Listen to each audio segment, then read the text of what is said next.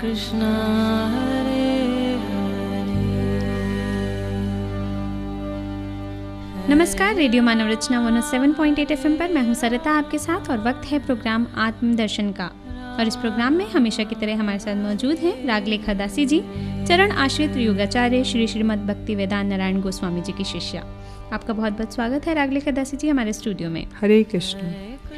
जैसे कि आप सब जान रहे हैं, सुन रहे हैं, हमसे काफ़ी पिछले एपिसोड्स में हम बात कर रहे हैं श्रीमद् भागवतम के 10वें स्कंद के 31वें अध्याय के बारे में, जो गोपी गीत के नाम से प्रसिद्ध है। और ये जो गोपी गीत हैं बहुत ही सुरीले हैं, बहुत ही छंद रूप में इनका वर्णन किया गया है श्रीमद् भागवतम में। और अभी तक हम इसके 8th श्लोक तक आपको बता चुके हैं, उनकी व्याख्या आपके साथ कर चुके हैं। आज भी हम इसी अध्याय को जारी रखेंगे, गोपी गीत आपको सुनाएंगे और साथ साथ व्याख्या करेंगे इसके आने वाले श्लोकों के बारे में। पहले हमने जाना कि किस तरह से गोपियाँ जो हैं वो बुला रही हैं अपने प्रियतम को, अपने श्याम सुंदर को, कि वो उनके पास आ जाएं। वो दूर चले गए हैं, अंतर्ध्यान हो गए हैं, लेकिन वो उनको पुकार रही हैं, बहुत सारे उनको युक्तियाँ कर रही हैं, उनको पुरानी बातें याद दिलाकर अपने पास बुलाने की चेष्टा कर रही हैं, उनकी तारीफ़ कर रही हैं, उनको रिझा रही हैं।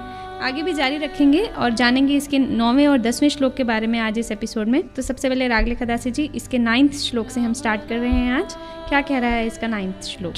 9th श्लोक भी श्री कृष्ण की कथा के बारे में, उनके कथा का क्या प्रभाव होता है इसके बारे में वर्णन कर रही हैं वो। तो तव कथामृतम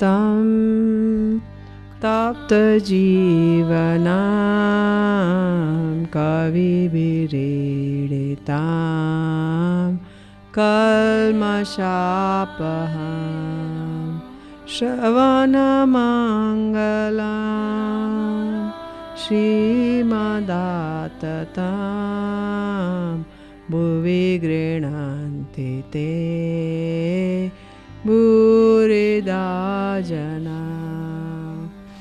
तो इसमें ब्रजगोपियाँ कह रही हैं कि तुम्हारे मुख से विगलित वाणी का तो कहना ही क्या। पिछले श्लोक में बोला था उन्होंने कि मधुरया गिरा, कि आपकी वाणी का तो कहना ही क्या। जो अन्य अन्य सज्जन व्यक्ति आपसे जो मुख से कीर्तित होने वाले आपके नाम, रूप, गुण, लीला के बारे में चर्चा करते हैं, आपकी कथा रूपी अमृत को दान करते हैं, तो कहते हैं वो जो कथा है स्वर्ग के अमृत और मोक्षामृत उन सबको पराभूत कर देती है। वो बड़ी स्वादिष्ट और श्रेष्ठ है जो आपकी कथा अमृत होती है। मतलब स्वयं साक्षात श्री कृष्ण जो बोल रहे हैं वो तो है ही बहुत मधुर, किंतु जो अन्य अन्य व्यक्ति उनके बारे में बोल रहे हैं वो अन्य अन्य वो इतना अमृत के समान है कि वो स्वर्ग के अमृत, स्वर्गामृत और मोक्षामृत दोनों से श्रेष्ठ और स्वादिष्ट है जी। तो यदि श्री कृष्ण पूछे मेरी कथा अमृत कैसे है, कृष्ण यदि कहें तो बोलते हैं तुम्हारी कथा रूपी अमृत महारोग से संतप्त संसार के संतप्त जीवों के लिए जीवन प्रद है। आप संसार से त्रिताप में जल रहे हैं, अधिदैविक, अधिभौतिक, आध्यात्मिक ताप। मतलब कुछ हमारे शरीर के ताप हैं, कुछ हमें फिजिकल एलिमेंट्स है, कुछ मेंटल एलिमेंट्स है, प्रॉब्लम्स हैं, कुछ हमें और लोग, हमें किसी ने गाली दे दिया, थप्पड़ मार दिया, अधिभौतिक ताप। कुछ प्रकृति द्वारा ताप हैं, जैसे भूकंप आ गया, फैमिन आ गया, बाढ़ आ गई या प्रलय आ गई, इस तरह से।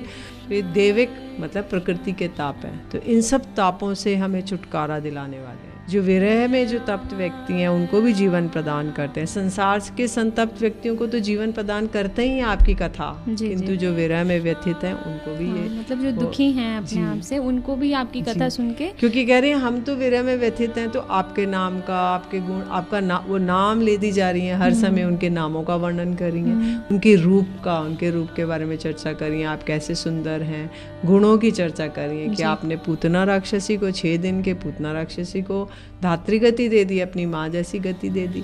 लीलाओं का चर्चा कर रही हैं कि कैसे रास लीला किया था, रास में ये किया था, इस तरह से वर्णन कर रही हैं। तो ये सब जो भी वर्णन करता है, कहते हैं स्वयं कोई व्यक्ति, मतलब कोई साधु संत वैष्णव आकर अगर कृष्ण चर्चा करता है, हरि कथा करता है, तो कहते हैं वो भी हमारे सारे समस्त प्रकार के तापों को दूर करने वाली है, हमारे विरह ताप को भी दूर कर देता है। तो कहते हैं कवि विरीडितम, जैसे ध्रुव, प्रहलाद आदि कवियों द्वारा, अन्य अन्य जो सुखदेव गोस्वामी जी हैं या अन्य अन्य लोग जो आपकी कथाओं का वर्णन करते हैं, व्यास जी, नारद जी आदि सब आपकी कथाओं का नारद जी वीणा लेके आपकी कथाओं का गान करते रहते हैं सब समय। तो कहते हैं जो भी आपके चरित्र को प्राणी लोग सुनते हैं उनको आनंद प्रदान करते हैं। और वैसा आनंद उनको ब्रह्मानंद में नहीं होता है, मोक्षानंद जो है उसमें नहीं होता है। तो कहते हैं देवता लोग जो कहते हैं वो तो जब एक देवताओं को भी ऐसा आनंद ही प्राप्त होता है, क्योंकि देवताओं को जो आनंद है, जो स्वर्गामृत है, उसको वो स्वर्ग के उसको आनंद को प्राप्त करते हैं। उसके बाद जब समय बीत जाता है तो वहाँ से पुनः पतित होकर जिस भूमि लोक पर आ जाते हैं और फिर वो बाकी का अपना उनका वो पुण्य क्षीण हो जाता है और वो मृत्यु लोक पे आके दुख प्राप्त करते हैं। तो देवताओं को भी ये आनंद नहीं प्राप्त है, क्योंकि स्वर्ग में कभी भी हरि कथा नहीं होती, क्योंकि वहाँ पे देवता लोग व्यस्त हैं नंदन कानन वन में, अप्सराएं नृत्य करती हैं, सुरापान करते हैं, सब अपने उसमें व्यस्त अपने भोग विलास में व्यस्त हैं। लेकिन जब उनका पुण्य खत्म हो जाता है तो पुनः वो मृत्यु लोक में पतित हो जाते हैं। तो कहते हैं स्वर्ग में भी ऐसा आनंद नहीं है।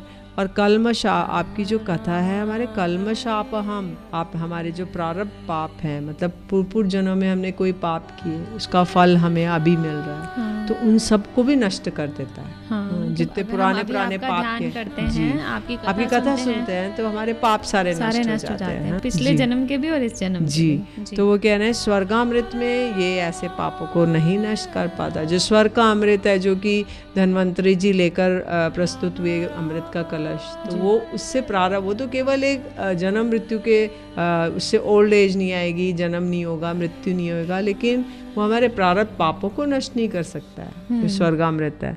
और कहते हैं मोक्षामृत भी प्रारब्ध पापों को नष्ट नहीं कर सकता है। फिर श्रवण मंगलम, जो आपकी कथा रूपी अमृत है, उसको श्रवण मात्र करने से वो बड़ा आस्वादनीय है। जैसे ही हम उसको सुनते हैं कृष्ण कथा को, इतना स्वादिष्ट, कानों में रस घुल जाता है। कर्ण रसायन और हृदय रसायन, कानों में ऐसा लगता है जैसे किसी ने अमृत का कुछ घोल रसायन सा डाल दिया। जी जी। और जब वो कानों के माध्यम से हृदय में आता है तो हृदय रसायन हो जाता है। तो इसलिए श्रवण मंगलम, जो भी श्रवण करता है उनका मंगल हो जाता है। लेकिन बाकी दोनों अमृतों में ऐसा नहीं है जी। वो कर्ण रसायन और हृदय रसायन नहीं होते हैं, केवल पान करो और बस। तो श्रीमद् आततम, ये जो कथा रूपी प्रेम संपत्ति को प्रदान कर देते हैं। जो कथामृत है जी जी। वो प्रेम, भगवान का प्रेम हमें प्रदान कर सकता है, लेकिन स्वर्गामृत और मोक्षामृत वैसा नहीं कर सकते। स्वर्गामृत और मोक्षामृत से हम मोक्ष तो प्राप्त कर सकते हैं, लेकिन उन सारे दुखों को नष्ट नहीं कर सकते जो हम इनकी कथा सुनकर नष्ट करते हैं। मोक्ष मतलब कि कृष्ण की ब्रह्म ज्योति में लीन होके चले जाएंगे। लेकिन जो आनंद होएगा कृष्ण के साथ आदान प्रदान करके, कृष्ण के साथ जो लीलाएं करके, उनकी सेवा करके, वो आनंद हमें नहीं मिल सकता जी। तो इसलिए भुवि गृणन्ति ते भूरिदा जना, जो इस पूरी भूमि पे जो ऐसे लोग हैं वो भूरिदा कहलाते हैं, अत्यंत उदार। जो लोग आपकी कथाओं को दान करते हैं वो लोग इस जगत में विख्यात हैं। भूरिदा मतलब उनके समान उदार कोई भी नहीं है। जैसे इस जगत में लोग क्या करते हैं, कंबल दान करेंगे, खाना दान करेंगे, या फिर कुछ और, कोई नेत्र दान करेगा, कोई वोमेन्स होम खुलाएगा, लेपर्स होम खुलाएगा, कुछ कुछ दान करते रहते हैं। लेकिन ये लोग भगवान की कथा को दान कर रहे हैं, इसलिए इन लोगों का ऋण हम लोग कभी चुकता नहीं कर सकते जी। फिर उसके बाद एक श्लेषार्थ हो रहा है, उसमें ब्रज गोपियाँ कह रही हैं कि देखो तव कथामृतम, आपकी जो कथा है ना, हमें जो अमृत नहीं है, हमें मृत कर देने वाली है। आपकी कथा अमृत नहीं है, कथा मार देने वाली है। आपकी कथा हमें मार डालती है। तो वो कहते हैं, श्री कृष्ण पूछेंगे कैसे? बोलते तप्त जीवनम, हमारा जीवन संतप्त कर दिया है, क्योंकि आप इतना हम लोग बावरी हो गई हैं, घर में तो रहती नहीं है। हम घर में कोई काम नहीं कर सकती। आदि कहते हैं श्याम सुंदर तुम आधी रात को वेणु मत बजाया करो, और जब हम लोग चूल्हा चक्की रसोई बनाती है तब तुम वेणु बजाते हो, तो वेणु की ध्वनि सुन के वो जो लकड़ी है वो भी पिघल जाती है। तो हम चूल्हा, हम पूरा अपना रसोई भी नहीं बना पाती, हमारी सास हमको उलाने देती है। तो बताओ, हम तो कम से कम जब हम ऐसा काम करें तब तो वेणु मत बजाया करो। और हमारा चित्त स्थिर नहीं रहता, हम वहाँ बैठ नहीं सकती हैं, हम भाग जाती हैं, और ना तो वो चूल्हा जलता और ना हम बना पाती। तो कम से कम कहते हैं आग लगे इन बासन में, ये जो बांस है ना, बांस के पेड़, इनमें आग लग जाए, क्योंकि ये बांस के पेड़ नहीं होगी तो बंसुरी भी नहीं होगी, बांस का ही टुकड़ा है ना वो। तो फिर वो सारी सांझ बजे, सारी रात बजे, सारी सांझ में रात में बजता है और हमारा पूरे जीवन को तबाह कर दिया है। तो इसलिए कहती हैं तुमने हमारे जीवन को संतप्त कर दिया है। जैसे कोई तपते हुए तेल में कोई जल की बूंदें डाले तो उसके तेल के ताप को और अधिक बढ़ा देती, तेल में से धुआं निकलेगा और तेल खौलेगा, है ना। तो ऐसे ही हम विरह की अग्नि में दग्ध हो रही हैं।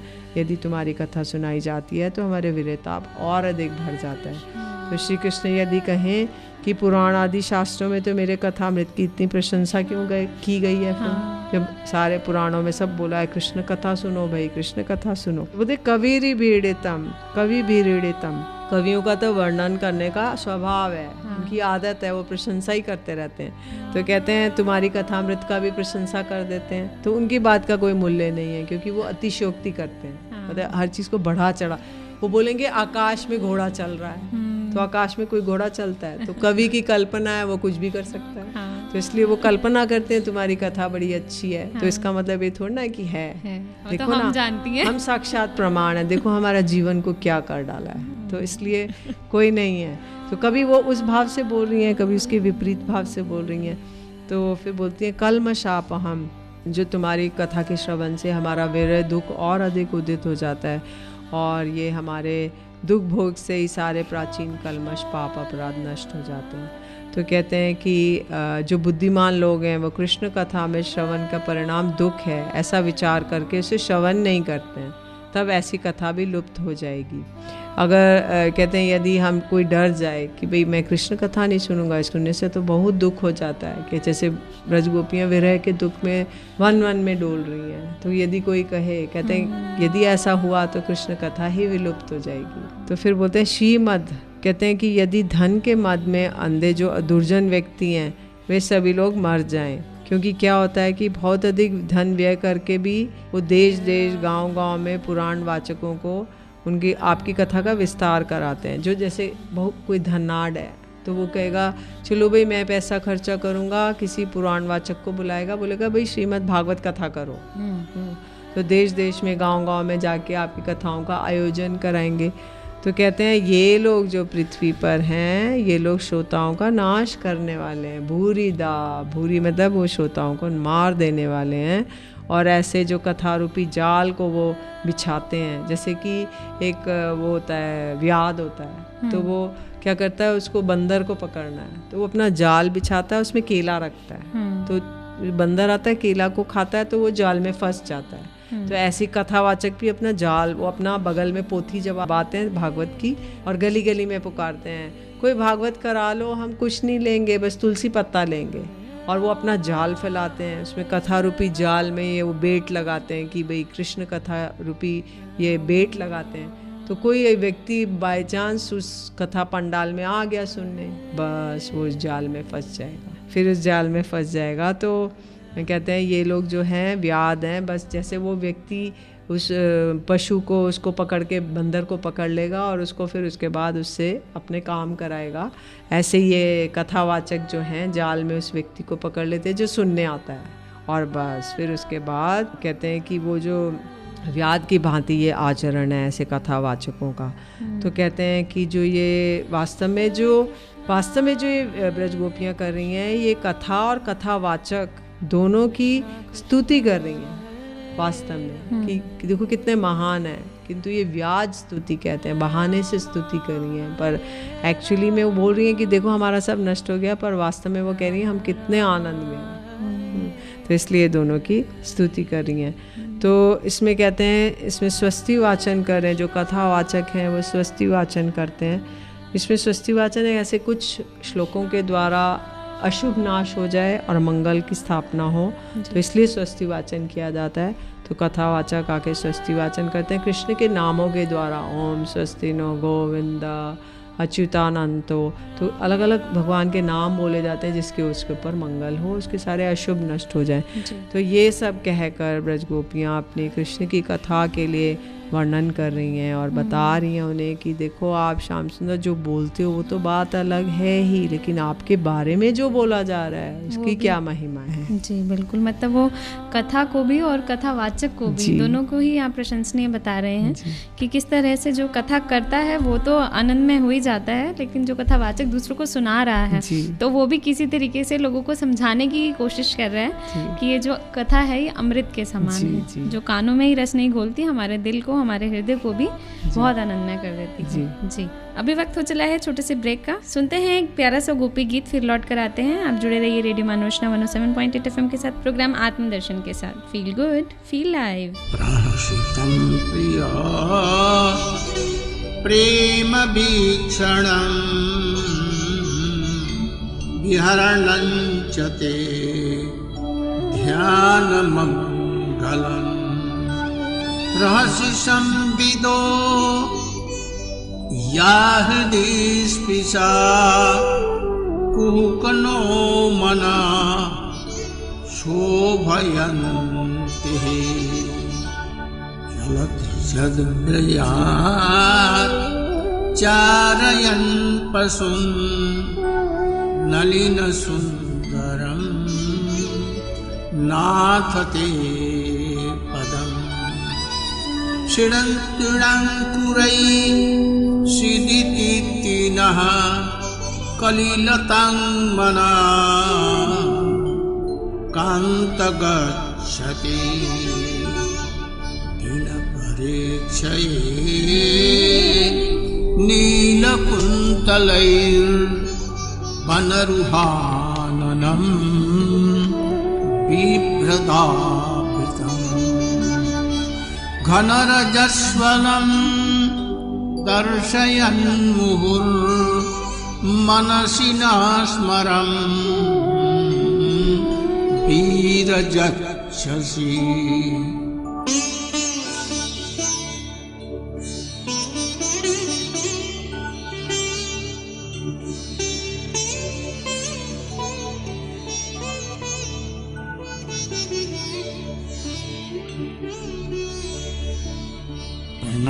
कामदं पद्मजार्चितं धरणिमण्डलं ध्येयमापदि चरणपङ्कजं सन्तचं तते रमणनस्तने अर्पयाधिहम् रथवर्धनं शोकनाशनं स्वरितवेणुना श्रोष्ठचुम्बितं इतररागविस्मारणं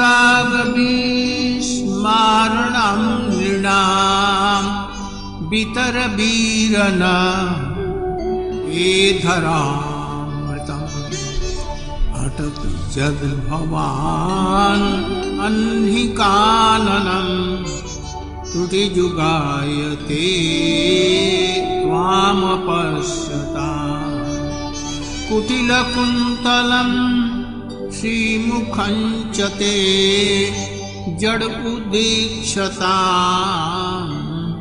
पक्षकृद्दिशाम्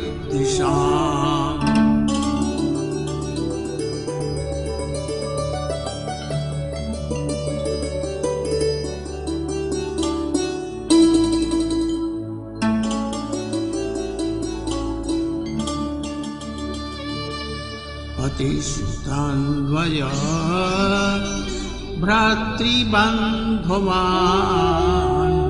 अतिविलङ्घते अन्त्यच्युतागता गतिविदस्तवो गीतमोहिता पितवजोषिता कस्ते जन्यसे संविदं हृष्योदयं प्रहसिताननं प्रेमवीक्षणं बृहदुरहस्यो वीक्षधाम ते मुहुरतिस्पृहा मुह्यते मनः प्रजज्जनोपसां व्यक्तिरङ्गते विजिनहंस्तरणं विश्वमङ्गलम् त्यजमनाकच नस्त्विहात्मनां स्वजनहृदृजां जन्निशोधनम्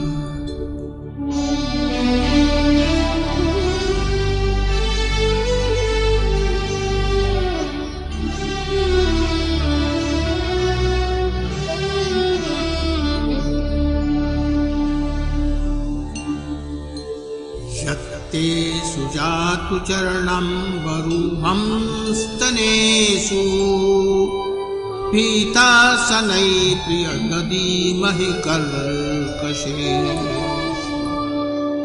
नाटवीं अटसि तदभ्यथते न किंसि उरुपादिभिः भ्रमति धीर्भवतादिशाम् गोप्यः प्रगायन्तः प्रलपतंश्च चित्रधा रुरुदुः सुस्वरं राजन् कृष्णदर्शनलालसम् तासामाभूर्भूतसौरिः स्मयमानमुखम्बुजा पीताम्बरधरसग्वी साक्षात् मन्मथा गौ प्रेमानंदे हरि हरि। हरे कृष्णा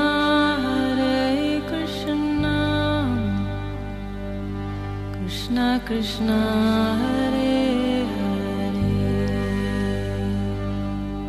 स्वागत है आप सभी का एक बार फिर रेडियो मानव रचना 107.8 FM पर। प्रोग्राम है आत्मदर्शन, जहां हम आज बात कर रहे हैं गोपी गीत के बारे में, जो श्रीमद् भागवतम के 10वें स्कंद के 31वें अध्याय है। गोपी गीत के 9वें श्लोक तक हम चर्चा कर चुके हैं, जहां हम जान रहे हैं कि जो गोपियां हैं वो तरह तरह से जो कृष्ण की कथा है उसको भी प्रशंसनीय बता रही है, कृष्ण की जो कथा को सुनाने वाले हैं उनकी भी प्रशंसा कर रही हैं, लेकिन वो नेगेटिव भी बोल रही हैं, पॉजिटिव भी बोल रही हैं। ये सब तरीके हैं सिर्फ श्री कृष्ण को मनाने के, बुलाने के।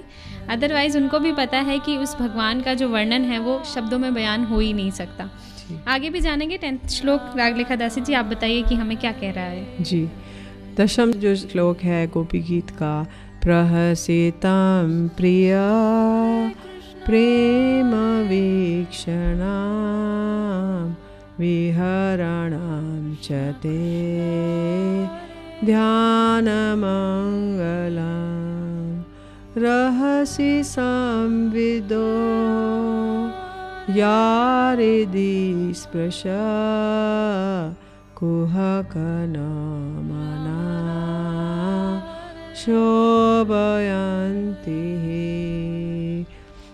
इसमें ब्रज गोपियाँ कह रही हैं कि हम सब तुम्हारे दर्शनों के बिना संतुष्ट नहीं हो पा रही हैं, आप हमें दर्शन दीजिए, क्योंकि तुम्हारे जो अदर्शन से, जो तुम्हारे से संबंधित वस्तु है उसके दर्शन से हमें बड़ा दुख होता है। जैसे आपका दर्शन नहीं हो पा रहा, आपके दर्शन से संबंधित हम जमुना जी पे जाती हैं, कि राज गोवर्धन पे जाती हैं, ब्रज रज पे जाती हैं, तो हमें पुनः पुनः स्मृति हो जाती है कि आपने यहाँ ये लीला की थी, तब हमें और अधिक दुख में फंस जाती हैं। आपके दर्शन से तो जो होगा, लेकिन आपके अदर्शन से और अधिक दुख हो रहा है। तो अब वो कह रही हैं कि अब वो स्मरण कर रही हैं कि आप कैसे मंद मंद मुस्कान करते थे। प्रहसितम प्रिय, मतलब मंद मंद प्रकृष्ट रूपेण हसितम, कि इतना मंद मंद मुस्कान करते थे और आप प्रेम पूर्वक देखते थे, तिरछी निगाहों से मंद मंद मुस्कान करके प्रेम पूर्वक तिरछी निगाहों से देखते थे।